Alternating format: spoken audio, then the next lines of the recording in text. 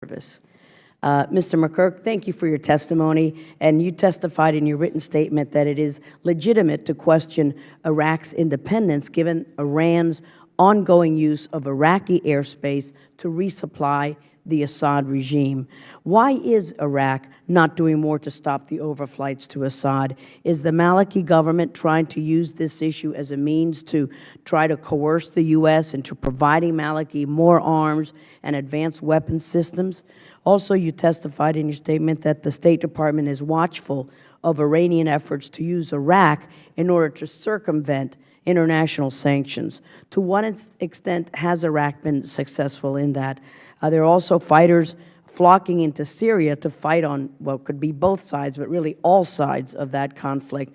There are reports that suggest that there are members of the Maliki government who are allowing some Iraqis to cross into Syria to join the fight. Why is the Iraqi government unwilling to stop these extremists from joining ranks with those fighting in Syria? And does the Maliki government's refusal to denounce Assad show that his ties with Iran run deep and that he does not want to upset the regime in Tehran? And lastly, at the start of the hearing, I handed you an envelope filled with letters and a video, and I'd like you to address the issues in the letters. Will the State Department reevaluate its decision to hand these Jewish artifacts over to the Iraqi government and instead work to facilitate the safe and rightful return of these important artifacts to their rightful owners or their descendants? Also, the plight of the residents of Camp Ashraf and Camp Liberty has been tragic, but the situation is getting worse. This year, we saw several deadly attacks, including the previously mentioned attack at Ashraf in September that left 52 dead and 7 hostages captured. What has the U.S. done to ensure that the government of Iraq lives up to its obligation to protect these residents? And why have we not insisted that the thousands of T-walls needed to protect the camp be installed? To date, I'm told that only 192 of the 17,500 T-walls have been installed. This is woefully inadequate, and more needs to be installed by the end of this year, and I respectfully request and would appreciate a regular progress report to our subcommittee on the installment of these protective T-walls. Thank you, sir. Madam Chairman, first, I will make sure that your letter gets to the Secretary, and this is a daily topic of conversation with all the issues in Iraq, but let me kind of go through issue by issue. I'll start with the Jewish archives. And as you know, the archives are now on display at the National Archives. I went to see them last week. It is really a remarkable display, both about the Jewish heritage and the tragic history of this community in Iraq.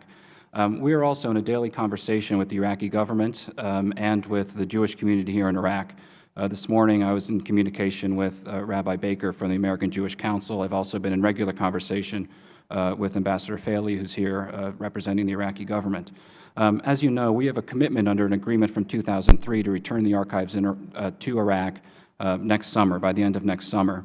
We have paid for Iraqi archivists who are now here training with the National Archives to make sure that these archives are preserved and protected. And we thank you, sir. I know other members will follow up, but my time is so limited, about Iran and Syria and Camp Ashraf. I'll say just briefly on the archives.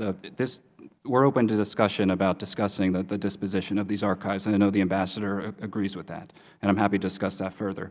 On the MEK, this is an issue that I am tracking every single day. On the tragic attack on September 1st, I went to Iraq shortly thereafter. We worked very hard to get the remaining survivors off of Camp Ashraf where they were not safe. I visited the residents and the survivors at Camp Liberty. We are determined to keep them as safe as possible. But and the T-walls, do you think that we can do more? Yes, thank you. I just spoke with Ambassador Beecroft this morning. The numbers, there's about 1,400 large T-walls now. We want to get as many T-walls in as possible. Some of this comes down to logistics. Some of it comes down to getting the right contractor. Some of it comes down to getting the right meeting in place for where the T-walls go. But there's no excuse. The T-walls need to move into the camp.